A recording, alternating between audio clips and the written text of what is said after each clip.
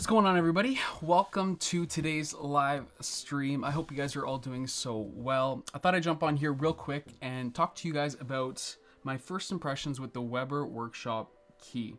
So today we're going to do that. Today I'm going to share with you how my experience has been this far. I've had it for about a week. I want to talk about the coffee that it brews. It's pretty fascinating, so I want to share my experiences, though limited.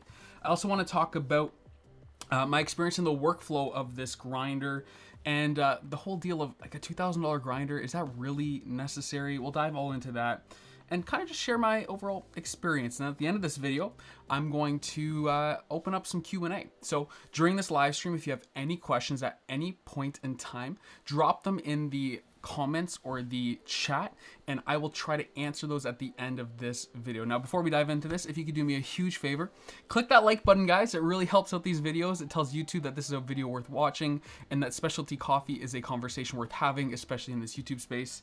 It takes 2 seconds. It's a free way to support this channel. Subscribe if you haven't already, and let's dive into this. One other thought. If you want to ensure that any question that you have gets answered, not necessary, but you can use a super chat.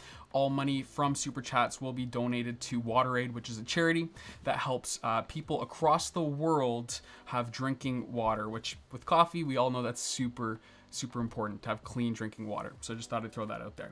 Well, let's dive into this today. Thank you so much for those who are jumping on live. If you're watching this later, welcome as well. But let's talk about the Weber Workshop key. Now, this showed up to my door a week ago. And this I bought back in June of 21. Paid full price for it, and I was very excited for this grinder. I expected to get it back in like September, maybe October, worst case scenario November, not January. Now, not a huge wait, and I had coffee grinders. Obviously, you can see behind me, I have coffee grinders available to me, but I know a lot of people weren't in that scenario, so it was a long wait. Now, this grinder had a Kickstarter campaign, and so there was a slight discount there.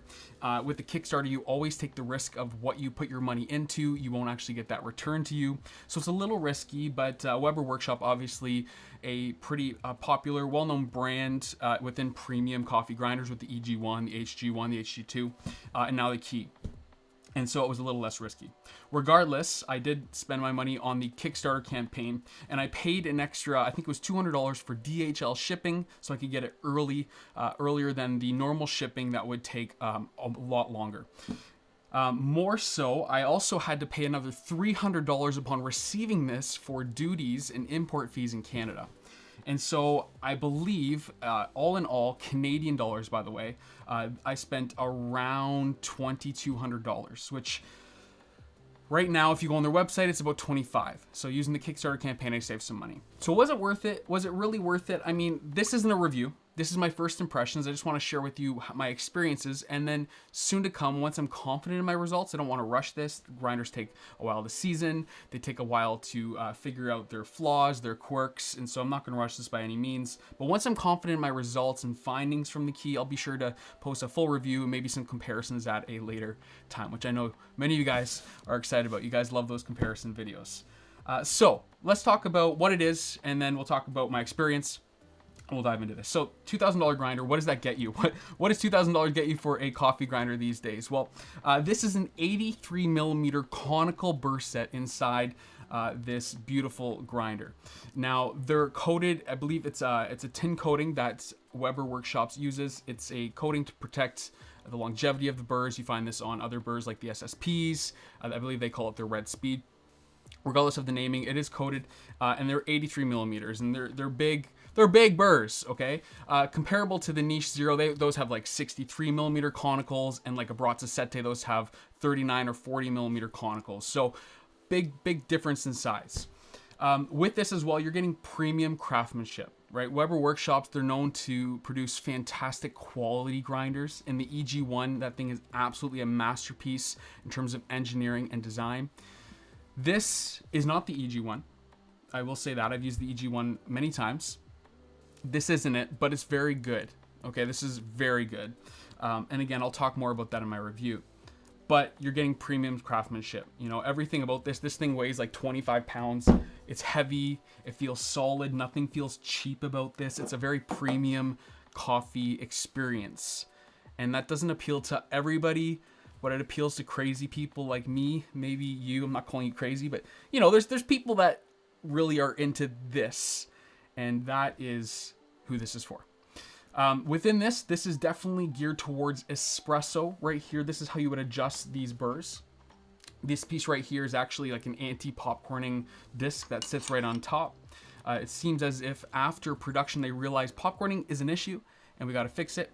And so they added this. This piece right here actually kind of just floats. And it kind of just sits on top here. And this is basically the funnel that your beans will fall through into the spinning burrs. It sits here. My impressions of this, I don't know if I love this. I feel like this could have been maybe thought differently. I don't know. I really don't know how I feel about this part here. I wish it kind of was able to be removed, but it's not. Anyways, under here are the burrs, which I will see if I can tip this over here real quick. You guys can see in there are the 83mm conicals. Underneath here is Weber Workshop's very familiar grind setting adjustment dial. And it is so fascinating and satisfying to use. Let me explain. Let me show you. So right here, you have a dial that lifts up. Okay, this is on the HG2 and very similar to the EG1, if not the exact same. Once you lift this up, you can see there are pins underneath this dial, and you can then spin this upper burr or this upper dial, and then you can release rather this ring down onto its locking pins, adjusting the grind size. Now, some quick thoughts. Again, I'll dive more into this in the full review. It is harder to adjust the grind setting than like the 𝙇𝙤𝙣 or like the DF. There's definitely some muscle needed to move that. Maybe it's because I need to break in my burrs more. Seasoning, not sure, but it is noticeably difficult to swap the grind setting.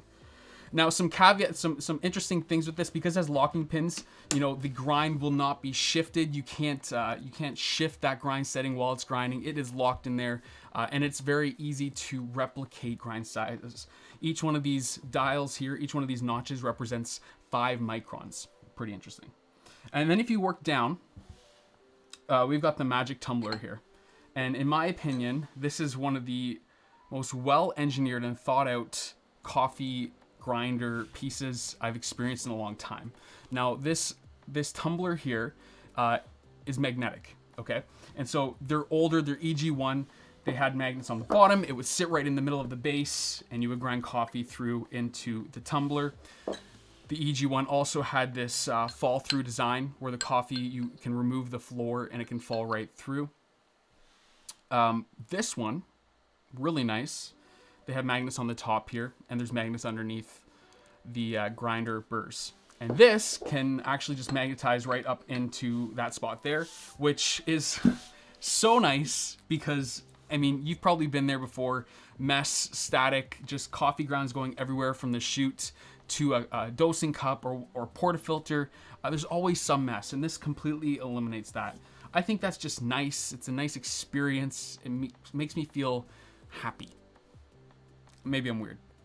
Moving on here. So that's the magic tumbler. It also has that drop through, like I said. And I'm gonna brew some coffee in a second. We're gonna try and dial in a coffee. We're gonna just do a blind shot. Brand new bag of coffee. We're gonna try and pull some shots on the Oracle behind me using the key. And yeah, we'll do that. That'll be fun. Now on this side over here,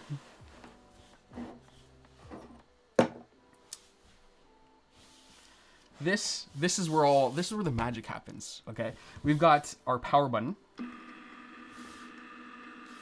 It's pretty quiet. And then over here, we've got our RPM dial. Now, the numbers on the side here read from 38 to 158.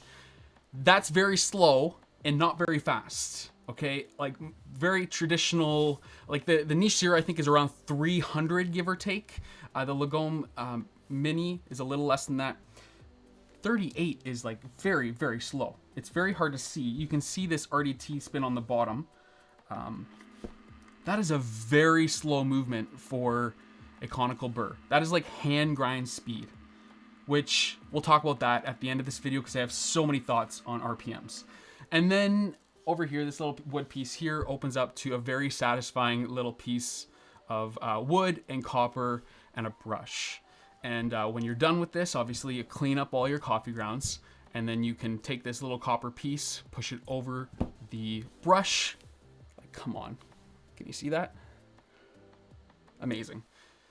And that goes back in there. Very satisfying, very nice, and a touch. And I think that's why they call it the key. On the back of the grinder here, there is another power switch, the master switch, and then the plug. And then on the back, there's ventilation for the fan for this grinder, and then their logo. So fan, obviously, this can be used, from what I can see, in a commercial setting. Would I use it? Probably, maybe not. I mean, we'll probably dive into that more in that video, but it can be used safely in a commercial setting with high volume. Oh, and then obviously, completely forgot this part here, this little wire here. Let's see if I can bend this back a little bit. So you guys can see. This right here is attached to the burr, the inner burr, and as coffee is ground, this little wire piece helps distribute your coffee grounds, kind of like a built-in WDT. Pretty interesting. Pretty interesting. Now, if you're just joining us, welcome. Today we're talking about the Weber Workshop Key, my first impressions. This is not a review. We're gonna brew some coffee in just a second. Drop any questions you have in the chat, and I will be sure to get to those as soon as I can. I hope you guys are doing so well. Let me know. What do you think? What do you think? So that's what it is. Let's talk about why. Why would you spend $2,000 on a coffee grinder? That's a lot of money, right? You can get many espresso machines for that. You know, like a dual boiler from Breville is less money than this grinder. You know, like that's a lot of money to spend on a coffee grinder. Is it worth it? And this is a whole world within coffee that is like a niche within inside of a niche, where, you know, you have coffee grinders and you have like good coffee grinders, and then you have like really good, like bougie coffee grinders. That's this, okay? This is kind of that coffee grinder, that end game coffee grinder for people who have disposable income, who want the best of the best within the coffee world. Now, I'm not saying this is the best of the best. I'm just saying that's kind of that price range of what the Key finds itself in. It's interesting.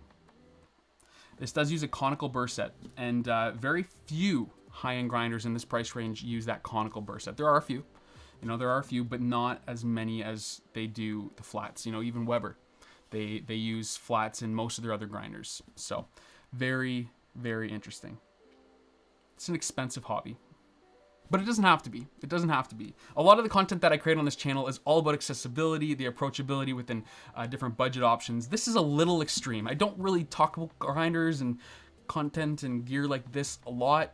Changing it up here, you know. This is for me. This was a grinder that I saved up for a long time. I was really excited when they announced it, and I'm very excited to dive into a whole new world of experimentation within my grind. So let's talk about also that RPM dial, and that's another reason why you spend a little bit more money. Not only are you getting better build quality, not only are you getting obviously just a premium experience in grinding your coffee. I know it even sounds crazy as I say it, but it's so true. It's a very, very premium experience. Everything about this, everything feels just top notch. But the other reality is experimentation and the RPM dial, right? So you can change the speed of your grinder. And this is a very undiscovered area within specialty coffee. You know, there are a couple blogs. I know Jonathan Gagne's talked about this just a little bit, and there's some other fantastic writers talking about the RPM and how it affects your cup profiles. And I've had this for a week, okay? I have learned so much about the speed and how it affects my coffee profiles, especially espresso. It's fascinating. Like, this has been an experience already. But it's a lot of money. It's a lot of money. All right, this is the Weber Workshop Key Grinder. I think rather than us talking about it, I think we should brew some coffee, and then I'll answer any questions you guys have. I don't think I missed anything. I think I got everything. I turn that on. It's very quiet. I don't know if you guys can even hear that. And if I speed this up, it gets a little louder.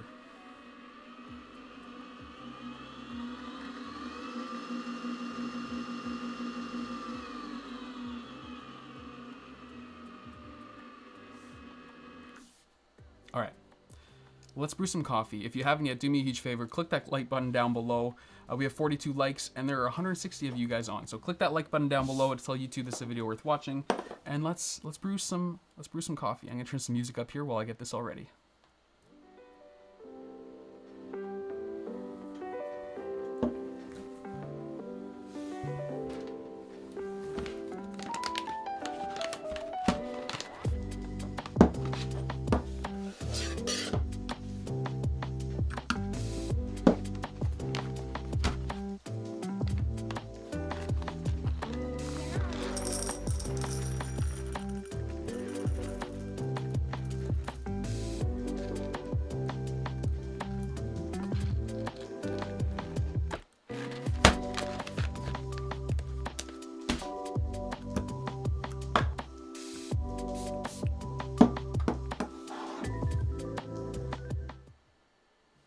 Something I forgot to mention, it comes with these two little pieces here. So with a lot of these premium grinder experiences, they come with a little spray bottle for something that we would call RDT, or the Ross droplet technique. Now, maybe many of you would know what that is, but for those who don't, this is spraying some water, like a little spritz of water, on your coffee beans like you just saw me do. And this helps with static. Like if you have any issues with static in your coffee and you grind coffee, it's just going everywhere, it's just a terrible experience. A little spray of water, or even taking like a knife or the end of a spoon, dipping in some water and stirring that within your beans, just a little bit of moisture really helps with static. So a lot of grinders come with this. Now, conicals aren't known to have terrible static issues, especially bigger burr conicals, but everything helps. And then it also comes with this little dosing cup. Now, one thing about the key, again, I'll talk more about this in the review, is that the space between where the burrs have access and the top of the motor, there's not a lot of space there. You know, we got 2 inches about. And so to get a big, thick dosing cup in there, it's an awkward experience. So this one's kind of thin, it's long, it's nice, it's brushed stainless steel. It's nice. Yeah, that's all I really have to say about that.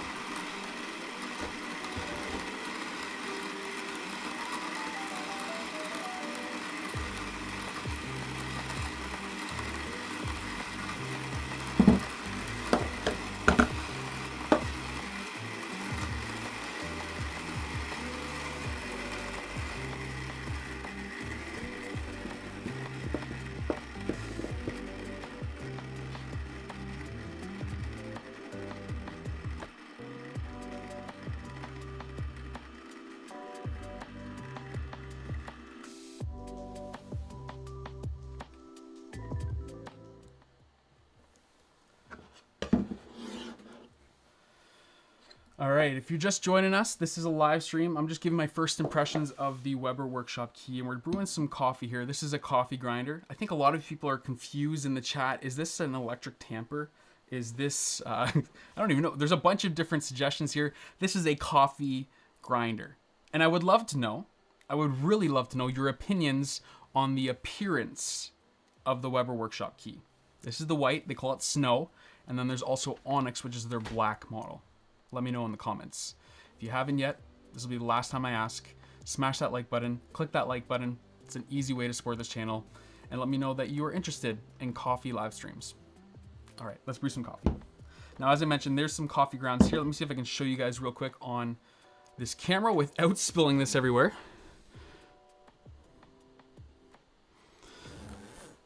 So you can pull out the bottom there and all the coffee grounds will fall into the portafilter. A nice little touch.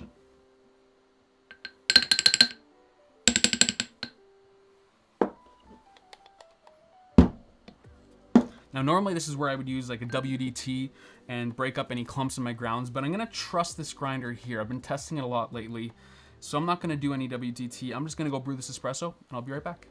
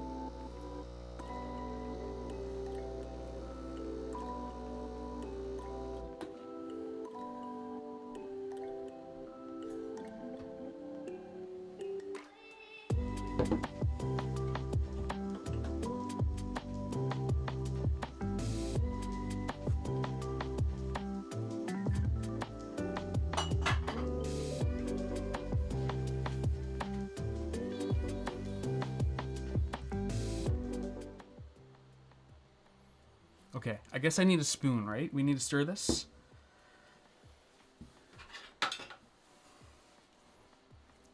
Let's do this here. Thanks for joining this live stream, guys. Now, one thing I will say right off the bat, the texture on this grinder is interesting. Okay, this is very different. I expected this with the 83mm conicals to be similar in texture to the 𝙇𝙤𝙣𝙠𝙨, okay, because this is another conical burr grinder, very similar geometry, at least in appearance, obviously just a bigger burr. And I was assuming that this would be very similar in texture, but it's not. It's actually very light in texture. It doesn't actually have that same gooey, thick texture that the 𝙇𝙤 is pretty good at creating. You know, the 𝙇𝙤 isn't the best overall texture grinder, but this is slightly thinner. It's a slightly thinner grinder in texture. But the flavor profiles, well, that's, let's drink this first.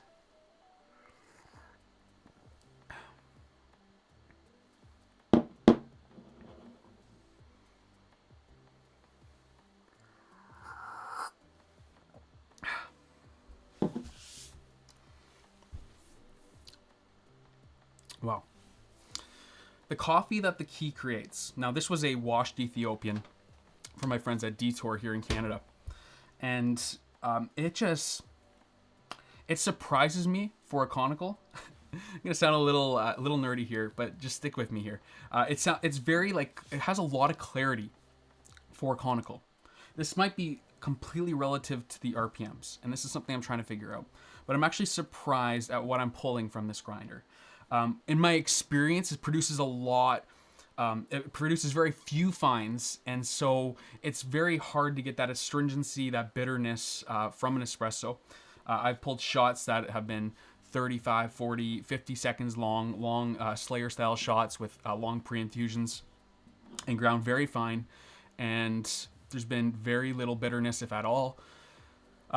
It's a very interesting profile that I'm getting from the key. Now, again, I have only had this for a week, and so my opinions might change. They might shift with time, and especially as these burrs begin to season, that might change. But I enjoy this. It's a good espresso.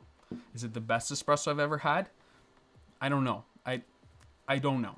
For me, I definitely love that Unimoto style flat burr grinder, and this to me seems almost, at this point, again, wait for the full review because my opinions might completely shift, but this almost seems like a happy medium between like a 𝙇𝙤𝙣𝙠𝙨 and like a, where is it? Like a DF64 or like a P64 with Unimoto burrs. It's interesting. It's interesting. Well, over the next few minutes, I'm going to answer any questions. If you have any questions, let me know in the chat down below. I don't want to keep you guys too long. Let me know if you guys like these live streams, if you could. I said I wouldn't ask, but I'm going to ask one more time because there's more people here now than there was then. Click that like button down below real quick. It's an easy, free way to say hi. Let me know if you like or don't like the key. Let me know if you're waiting for one. Let me know if you're waiting for one in the chat. Is this something that interests you? Are you more interested in more budget options? You know, most of you guys probably would be. I am too. This is a whole nother ball game. This is that top tier, crazy coffee grinder segment. Oh, that's good.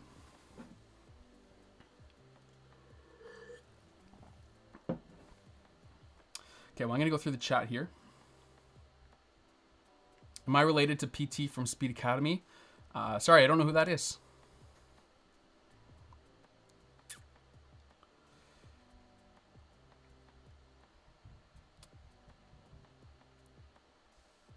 The HE2 does not have that RPM control. No, the HE2, so for those who don't know, Weber makes a hand grinder model of the key. It's been out for a while. I believe James Hoffman's reviewed it. And with the HG2, you lose, obviously, that electric motor. So the RPM would be controlled by your hands. It's a hand grinder. Now, the HG2 does have a gear switch, so you can switch how many times you rotate will spin the burrs. So that kind of plays relative to this. But this for me shows a little bit more consistency in shots. Like if I want to be able to pull many shots and have different testing between my coffees, I find electric grinders to be a little more consistent with espresso with those variables. Just me. Now for somebody who wants like a lever machine, they want full control, the HT2 makes sense. That's just not me. You know, I love those Slayer style shots. I love my Bianca for that. One day, will I upgrade my machine? Probably.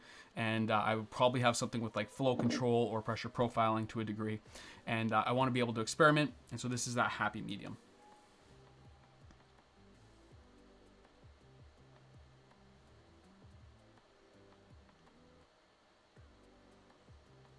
No tamping. Definitely tamped my puck.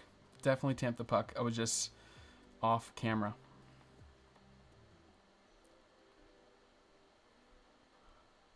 All right. Bring out the Flare 58 for a shot. Not today.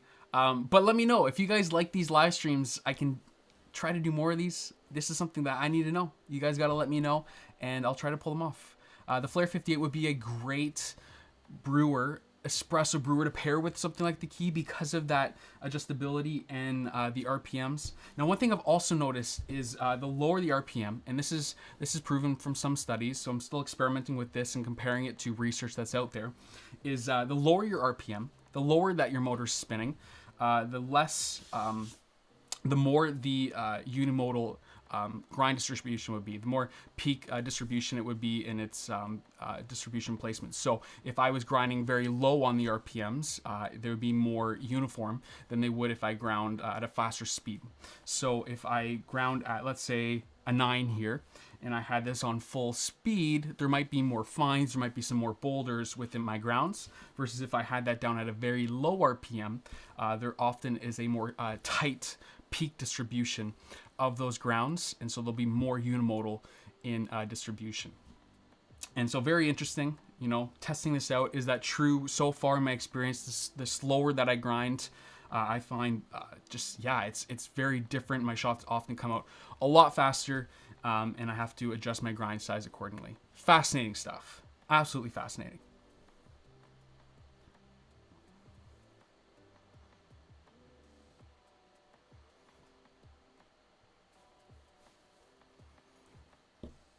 All right. I think I'm going to wrap this up here, guys. I love you all. Let me know what your thoughts are on the Weber Workshop Key. Is this something that interests you? Is this something that is way overpriced and just absolutely doesn't interest you at all? Let me know in the comments, in the chat right now.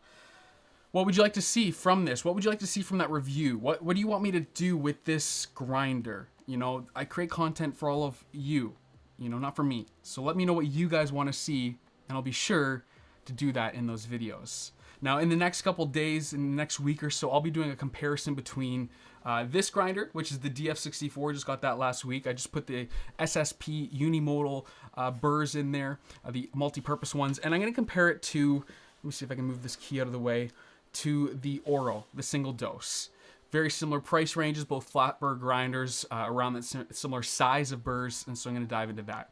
And then in the next month or two, I'm actually working on the ultimate showdown of single dose grinders, and that's going to include grinders like this one, those two, the Niche, maybe even the Lagome Mini. So if you're interested in that video, let me know as well what grinders you want to see.